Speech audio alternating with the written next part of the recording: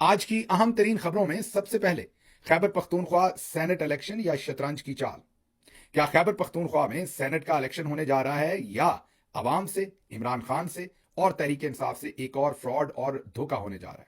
इस पर बात करेंगे क्योंकि 11 सीटें हैं सेनेट की जिन पर इलेक्शन होने जा रहा है और पाकिस्तान तहरीक इंसाफ को 11 में से 9 सीटें जीतनी चाहिए। जी हां, जो अददी नंबर है इसके बावजूद के मखसूस नशिस्तें फ्रॉड से, धोखे से और सारी जालसाजी से आर्मी चीफ फील्ड मार्शल साहब और उनके साथियों ने तहरीक इंसाफ से छीन ली और उन सीटों को छीनने के बावजूद जो उन्होंने छीन कर नून लीग, जेयूआई, फे, एएनपी उन तमाम को तकसीम कर दी, उसके बावजूद जो खैबर पख्तूनख्वा की असेंबली में अददी पोजीशन है वो ऐसी है कि 11 में से 9 सीटें पाकिस्तान तहरीक इंसाफ जीत सकती है। लेकिन एन इसी वक्त एक नई तरतीब भी बनाई जा रही है। ये बताया जा रहा है कि शायद कोई कमिटमेंट हो जाए और बिला मुकाबला ही वहां से सेनेट की सीटों के फैसले हो जाएं।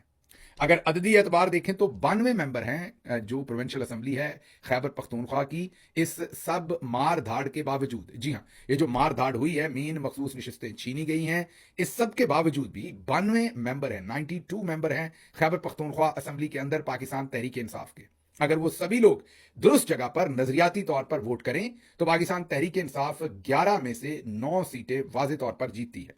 इन 11 सीटों में 7 जनरल सीटें हैं जिनमें से 5 पाकिस्तान तहरीक इंसाफ जीत सकती है और 2 सीटें जो है वो अपोजिशन लेकर जा सकती है। इसी तरह से दोनों खवातीन सीटों पर और दोनों टेक्नोक्रेट सीटों पर तहरीक इंसाफ वाज़ेह तौर पर जीत सकती है, प्रोवाइडेड कि इनका एक भी मेंबर जो है वो जमीर ना बेचे, जमीर के खिलाफ वोट ना करे और वाज़ेह तौर पर पैसे ना ले और हक पर, सच पर और इमरान खान की तरफ खड़े होकर सेनेट की इन सीटों पर फैसला साजी के लिए वोटिंग करे। अब दूसरी तरफ जो रजीम के नुमाइंदे हैं, मसलन कुंडी साहब और दूसरे लोग, वो वहां पर ये ओपिनियन दे रहे हैं या ये ऑफर दे रहे हैं कि आप ऐसा करें, 11 में से 6 सीटें पाकिस्तान तहरीक इंसाफ ले ले और 5 सीटें हमें दे दे। मतलब 3 एक्स्ट्रा सीटें जो है वो चौधरी निजामुद्दीन और पूरा रजीम जो है वो तहरीक इंसाफ से इंटना चाहती है, मीन उनसे छीनना चाहते हैं। और अब देखते हैं इसमें तहरीक इंसाफ क्या स्ट्रेटेजी रखती है। मेरे ख्याल में तो नजरियाती जंग की तरफ रहना चाहिए। 2 सीटें कम हो जाएं, 3 कम हो जाएं, जहां पूरे पाकिस्तान में सैकड़ों सीटें पाकिस्तान तहरीक इंसाफ से छीन ली, वहां सेनेट में 2 सीटें ज्यादा या 2 कम से पाकिस्तान तहरीक इंसाफ ने क्या कर लेना। इसलिए अगर इस मौके पर तहरीक इंसाफ इनके साथ, ये मेरा ओपिनियन है, जाती ओपिनियन है, पर्सनल ओपिनियन है, अगर तहरीक इंसाफ इनके साथ बिला मुकाबला इलेक्शन की स्ट्रेटेजी पे जाएगा तो बहुत ज्यादा नुकसान होगा। मैं नजरियाती तौर पर नुकसान की बात कर रहा हूं। एक तो आप अपनी सीटें छोड़ेंगे, फिर उन सीटों को छोड़ने की लिजिटिमेसी आप प्रोवाइड कर देंगे। ये जो मखसूस निशस्तें छीन कर ये पूरे का पूरा सेनेट का इलेक्शन करवाया जा रहा है, इसमें भी आप किसी ना किसी तरह की लिजिटिमेसी जो है वो इस सारी रजीम को प्रोवाइड कर देंगे। इसलिए आपसे अगर ये, मैं ये नहीं कह रहा कि ऐसा हो, लेकिन अगर 11 की 11 सीटें भी चौधरी निजामुद्दीन छीन लेते हैं तो आपके पास क्या बचता है? आपके पास अपनी मोरालिटी बचती है, आपके पास आपकी इंटेग्रिटी बचती है, आपके पास अवाम की सपोर्ट बचती है और इमरान खान का नजरिया बचता है। लेकिन अगर आप 11 में से 6 सीटें जीतने में कामयाब भी हो जाते हैं तो ऐसा तो नहीं है कि सेनेट में आपकी अददी पोजीशन इस वजह से मेजॉरिटी में आ जाएगी। ऐसा तो नहीं है कि सेनेट के अंदर आप किसी बिल को रखवाने की पोजीशन में आ जाएंगे। तो जब ऐसा नहीं है, कोई हतमी फायदा इसका नहीं होना, तो फिर महज चंद सीटें, चंद इंडिविजुअल्स को सेनेटर बनवाने के लिए या चंद सीटों के ऊपर भाव ताव करने के अलावा पाकिस्तान तहरीक इंसाफ को क्या हासिल होगा? इसलिए मेरी तो बहुत ही स्ट्रांग रिकमेंडेशन है और मैं चाहूंगा कि आप सब भी नीचे कमेंट्स में अपनी राय जरूर दीजिए, नपी तुली राय दीजिएगा। किसी को गद्दार या किसी को गालियां देने की जरूरत नहीं है। इस मुद्दे पर जो मैं आपसे बात कर रहा हूं और आपसे ओपिनियन मांग रहा हूं, इस पर खुल के ओपिनियन दीजिएगा कि आप क्या समझते हैं कि तहरीक इंसाफ को 2-3 ज्यादा सीटें हासिल करने के लिए क्या वाकई ही उनके साथ कोई ना कोई बातचीत करके, कोई दरमियानी रास्ता निकाल के बिला मुकाबला जो है वो इलेक्शन करवा लेना चाहिए, या तहरीक इंसाफ को असूलों की सियासत करनी चाहिए, भले उससे कोई सीट मिलती है या कम सीटें मिलती हैं। ये आप अपनी राय जरूर दीजिएगा। मेरी इस पर पोजीशन क्या है, मैं अपनी राय इस पर दे चुका हूं। अब चलते हैं अगली खबर की तरफ। इक्वली इंपॉर्टेंट है, आपको मिलवाते हैं लेफ्टिनेंट जनरल इनाम हैदर, हिलाल इम्तियाज मिलिट्री। ये आपके चेयरमैन हैं एनडीएमए के, नेशनल डिजास्टर मैनेजमेंट। जी हां, ये उसके चेयरमैन हैं और ये अक्टूबर 2022 से इसके चेयरमैन हैं।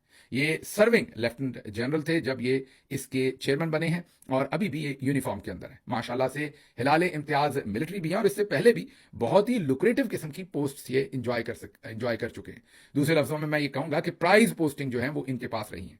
ये DGFW हो रहे हैं, खासी मोटी किस्म की असाइनमेंट है वो, खासा उसके अंदर ठेके, डेवलपमेंट, माल पानी, बहुत कुछ इन्वॉल्व है उसके अंदर। फिर DG मिलिट्री इंफ्रास्ट्रक्चर्स रहे हैं एट GHQ, वो भी जाहिर है इंफ्रास्ट्रक्चर्स और DG मिलिट्री इंफ्रास्ट्रक्चर हो आप, तो वो भी खासा एफडब्ल्यू की तरह एक बहुत ही वो भी लुक्रेटिव और मैं ये कहूंगा जानदार प्रोफाइल था जिस पर हुजूर ने काम कर रखा है। तो खासा एक्सपीरियंस है इस सारे फील्ड के अंदर, सड़कें पुल बनाने तोड़ने, तमाम ये सारे कंक्रीट सरिया, इन तमाम चीजों के अंदर हुजूर का बहुत एक्सपीरियंस है। फिर जब हम इनके बैकग्राउंड में जाते हैं तो पता चलता है कि इंजीनियरिंग कोर्स से इनका लेना देना है, तो वहां से भी आप ये कह लीजिए कि चलें एनडीएमए के अंदर जो इंजीनियरिंग साइड का काम है उसको तो ये बहुत खूब जानते होंगे।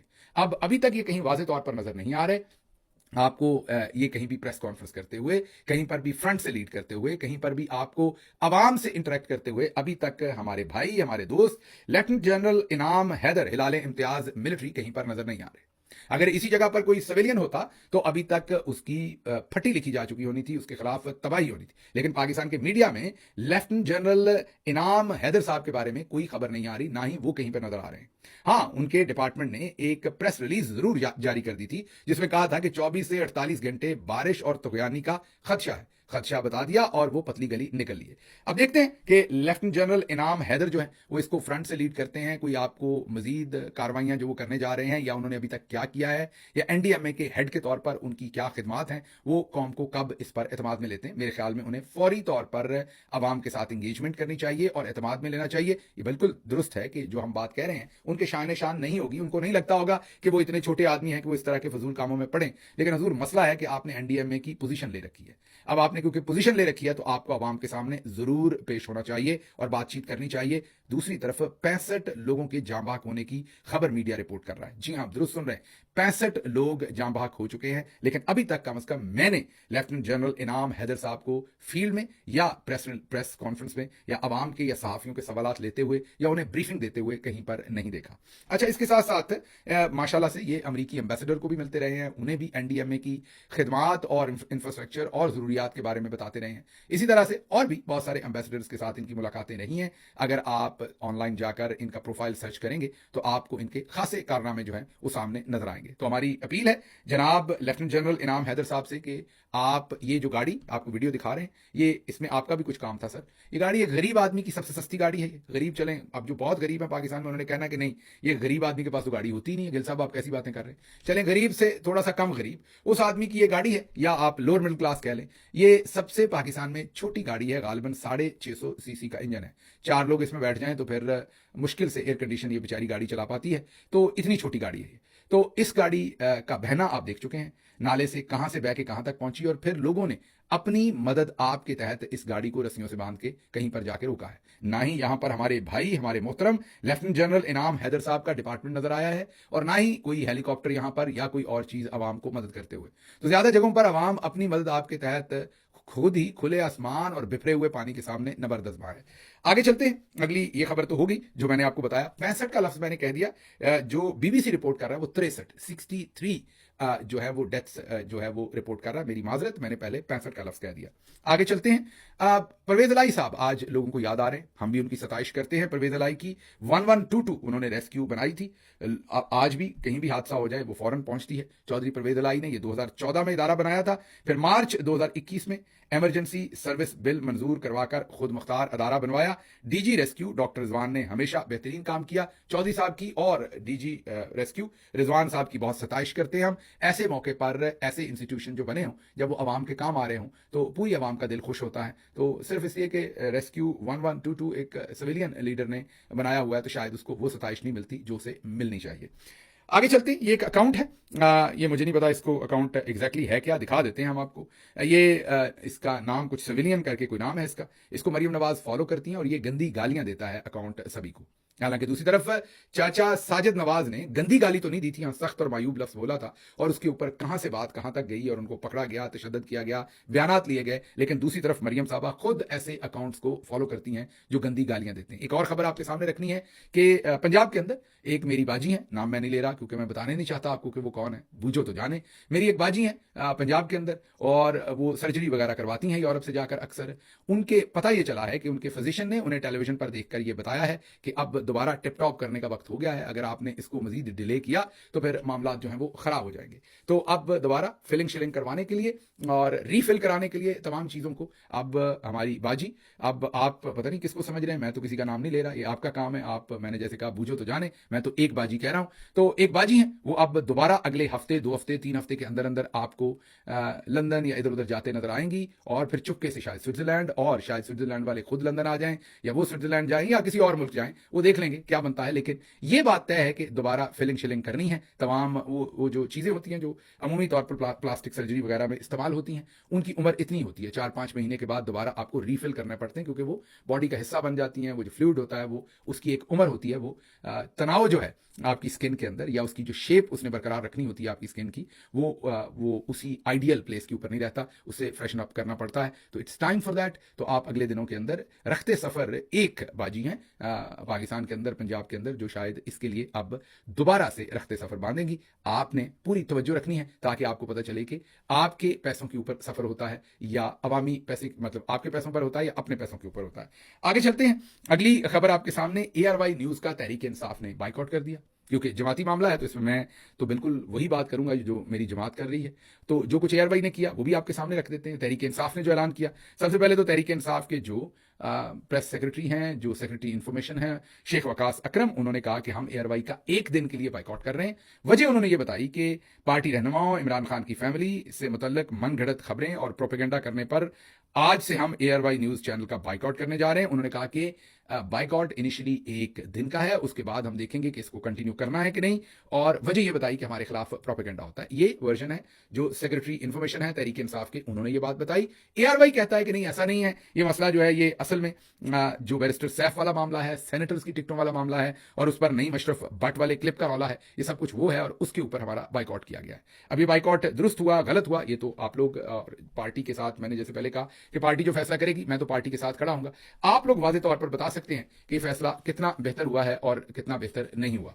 लेकिन हम एक चीज आपको जरूर बता देते हैं कि ARY ने भी पूरा दबाकर मुकाबला इसमें किया है, मतलब कि वापस फुल अटैक ARY ने भी किए हैं। और एक तो उन्होंने अली अमीन गंडापुर साहब के बयानात चलाए हैं। अब ये बयानात का क्या वजह है, क्यों चलाए हैं, इसकी वजह क्या बनती है, मंतक क्या बनती है, मेरी तो समझ में नहीं आई। आपके आई तो आप कमेंट्स में जरूर लिखिएगा। ये जरा बयानात सुन लीजिए जो उन्होंने अली अमीन गंडापुर साहब के चलवाए। सुनवा सकते हैं जी। फिर वो सुबह जब निकलेगा तो वो सुबह फिर जब वापस जाएगा तो इमरान खान को भी लेके जाएगा और हुकूमत भी गिरा के जाएगा। मैं बकायदा तौर पे आज इनकलाब का ऐलान कर रहा हूँ। एक फाइनल कॉल होगी हमारी, वो कहते हैं ना कि फाइनल कॉल का मतलब ये है डू और डाई, पार या पार होगा। पूरे पाकिस्तान को बंद करने का हमने जो फैसला किया है, फैसला कौन जंग का बहुत करीब है, सर पर कफन बांध के निकले, ये फाइनल कॉल होगी, हमने से कोई वापस नहीं आएगा। अगर हमारी मैयत ना आए तो हमारे जनाजे पढ़ लेना। जो वापसी नहीं है उस वक्त तक हमारे मुतालबात पूरे नहीं होते, हम वापस नहीं आएंगे चाहे जो भी हो जाए। इमरान खान को रिहा कर दो, वरना भी हमने फिर मीटिंग की है, अगली की बदली तैयार की है, फिर तैयार रहे इंशाल्लाह इस साल में या ये होंगे या हम होंगे। मैं जब निकलूंगा पूरी आवाम लेके निकलूंगा। तहरीक मुहर्रम के बाद हम शुरू कर रहे हैं, इंशाल्लाह पूरे पाकिस्तान से तहरीक शुरू होगी। कल 90 दिन की एक अनाउंसमेंट की, एक बड़ा वाज़ेह पैगाम है कि 90 दिन का राह से शुरू हो गए और इस 90 दिनों में हम अपनी पीक उठा के हम आर या पार करेंगे। सुन लिए। तो ARY का बाइकआउट, जो शेख वकास हैं, उन्होंने कहा कि मनगढ़ंत जाली खबरें बगैर किसी सबूत के चलाई जाती हैं, जराए का नाम लेके हमारे खिलाफ प्रोपेगेंडा किया जाता है। ARY कहता है कि नहीं, कोई मनगढ़ंत खबर नहीं, ये पाकिस्तान तहरीक इंसाफ जो है वो सेनेट की सीटों पर जो हमने कवरेज की है उसकी वजह से हमें बाइकआउट कर रहे हैं। और फिर वो अली अमीन गंडापुर साहब के ऊपर हमलावर होते हैं। ये तमाम क्लिप्स उनके चलाए जाते हैं जो हमने आपके सामने रखे हैं। मुझे नहीं पता इसमें से वो अचीव क्या करना चाहते हैं। और आखिर पर जो प्रेसिडेंट है ARY के, अमाद यूसुफ, वो एक ट्वीट भी करते हैं और वो कहते हैं कि बाइकआउट करना ARY का जो है ये एक जमहूरी और सियासी बात नहीं है, बल्कि ये ब्लैकमेलिंग है। अब ये मुझे समझ नहीं क्यों वो ब्लैकमेलिंग कह रहे हैं, क्योंकि ये एक सियासी जमात का हक है, वो बाइकआउट कर सकती है। जैसे खबर देना आपका हक है, इसी तरीके से बाइकआउट करना एक सियासी जमात का हक है। बहरहाल ये भी एक मसला बना हुआ है जो हमने कहा कि आपके सामने रखें और आपको इसकी पूरी तफसील ताकि मालूम हो कि ये ARY और पाकिस्तान तहरीक इंसाफ का मामला चल क्या रहा है। अगली खबर बड़ी ही इंटरेस्टिंग है, बलूचिस्तान से है और दो कौमी नजरिया एक तस्वीर के अंदर पढ़ाया जा रहा है। एक तरफ जो मौजूदा वजीर आला सरफराज बुगटी हैं, वो लंदन में अपने बच्चों के साथ खड़े हैं, जिनके बच्चे वहां के स्कूल के अंदर गालिबन जेर तालीम है। एक लेफ्ट में और एक राइट में उनके जिगर गोशे खड़े हैं और उन्होंने तस्वीर खिंचवाई है। दूसरी तरफ बलूचिस्तान का ही एक गांव, जिसका या गोट गांव जो भी आपने कहना है, जहां पर सरकारी स्कूल है और उसमें बच्चे पढ़ रहे हैं। वही सरकारी स्कूल जिसको आपके वजीर आला सरफराज बुगटी रिप्रेजेंट करते हैं। तो एक गरीब का बच्चा है, वो किन हालात में बैठा है, छोड़ दें गरीब के बच्चे को, गरीब का उस्ताद देखें किन हालात के अंदर बैठा हुआ है।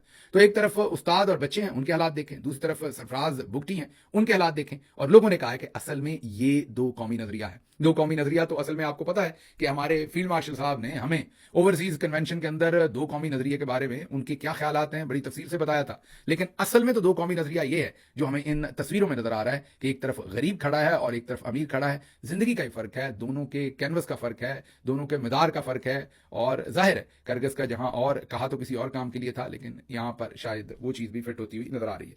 अच्छा जी, आगे जाग उठा है सारा वतन, ए मर्दे मुजाहिद जाग जरा, अब वक्त शहादत है आया। ये तराने बजाए गए हैं। आप समझ रहे होंगे कि मैं बॉर्डर से रिपोर्टिंग कर रहा हूं और शायद इंडिया का जो वाघा बॉर्डर है वहां पर ये तराने चलाए गए हैं। नहीं, ऐसा नहीं है। ये तराने चलाए गए हैं इस्लामाबाद हाई कोर्ट में और जजेस का खून गरमाया गया है कि ए मर्दे मुजाहिद जाग जरा, अब वक्त शहादत है आया, तौहीद का परचम लहराया। ये तराने चले हैं इस्लामाबाद हाई कोर्ट के अंदर, जहां पर सरफराज डोगर, जी हां, एक सरफराज बुगटी है और दूसरे सरफराज डोगर हैं। तो सरफराज डोगर जो 15वें नंबर के जज थे लाहौर हाई कोर्ट में, उन्हें वहां से लाके इस्लामाबाद हाई कोर्ट के अंदर चीफ जस्टिस बनाया गया था। अब सरफराज डोगर साहब ने वहां पर एक इशाइया दिया जिसमें उन्होंने बड़ी ही बेचारों ने थकी किस्म की अंग्रेजी के अंदर तकरीर की, जोड़ तोड़ करके बस उन्होंने हिज्जे शिज्जे मिला के उन्होंने तकरीर मुकम्मल की। वहां एम्बेसडर भी थे, वो भी जो बेचारे अंग्रेज मुल्कों के एम्बेसडर थे वो भी दाएं बाएं वाले से कह रहे थे कि हमारे लिए ट्रांसलेशन कर दें।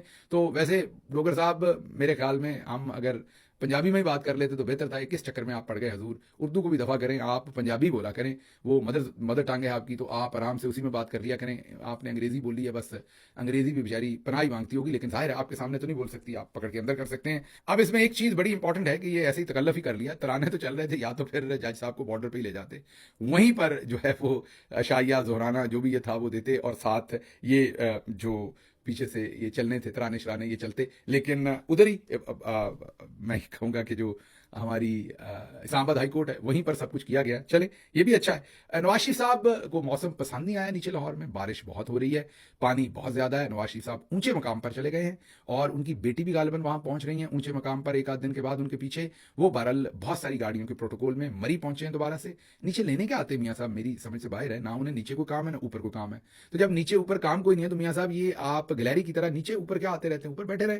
जब आपको मरी पसंद है तो जरूर वहीं बैठ जाए। नीचे आते हैं, ऊपर जाते हैं, आवाम का पेट्रोल जाया करते हैं। पेट्रोल फिर 11 रुपए के पता नहीं कितने रुपए डीजल महंगा कर दिया है। तो मेहरबानी करके एक जगह टिक के बैठ जाएं। अब आपने ऊपर नीचे आके क्या करना है मुझे बताइए। मैंने जैसे कहा कि ना आपने नीचे को काम करना ना ऊपर करना है, रहना तो वेले ही है, तो ऊपर ही वेले रह लें। आप क्यों बार बार नीचे ऊपर के सफर कर रहे हैं। तो बहरहाल मियाँ साहब जो हैं वो नीचे ऊपर के मामला जो है वो कर रहे हैं। देखते हैं कि अब उनका नीचे ऊपर जाना कहाँ रुकता है। खैर, खबरें और भी थी लेकिन मुझे यहां से इजाजत दीजिए। अल्लाह आपका हामी नासिर हो। पाकिस्तान जिंदाबाद।